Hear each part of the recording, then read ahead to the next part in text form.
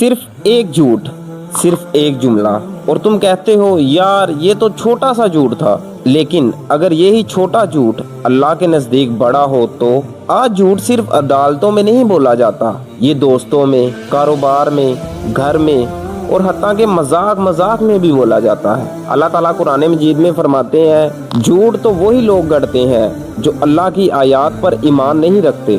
رسول اللہ صلی اللہ علیہ وآلہ وسلم نے فرمایا سچ نیکی کی طرف لے جاتا ہے اور نیکی جنت کی طرف، اور جھوٹ گناہ کی طرف لے جاتا ہے اور گناہ جہنم کی طرف۔ جھوٹ کا سب سے بڑا نقصان یہ نہیں کہ لوگ پکڑ لیں گے، بلکہ یہ ہے کہ آہستہ آہستہ تمہاری سچائی ختم ہو جاتی ہے، اور جس انسان پر اعتبار ختم ہو جائے اس کے الفاظ بھی اپنی قیمت کھو دیتے ہیں۔ سچ کبھی کبھی مشکل ہوتا ہے، لیکن سچ بولنے والے کو یاد نہیں رکھنا پڑتا کہ اس نے کیا کہا تھا، کیونکہ سچ یاد نہیں کرنا پڑتا، جھوٹ یاد رکھنا پڑتا ہے۔ لوگوں سے جھوٹ بول کر شاید تم بچ جاؤ، لیکن اللہ سے کبھی نہیں۔ اس لیے کوشش کریں جتنا ہو سکے جھوٹ سے دور رہیں۔ اللہ پاک ہم سب کو جھوٹ سے دور رہنے کی توفیق دے، آمین۔ ویڈیو اچھی لگی ہو تو لائک، شیئر اور کمنٹ کرنا نہ بھولیے گا، اور اس طرح کی مزید اسلامی ویڈیو کے لیے چینل کو سبسکرائب کرنا مت بھولیے گا۔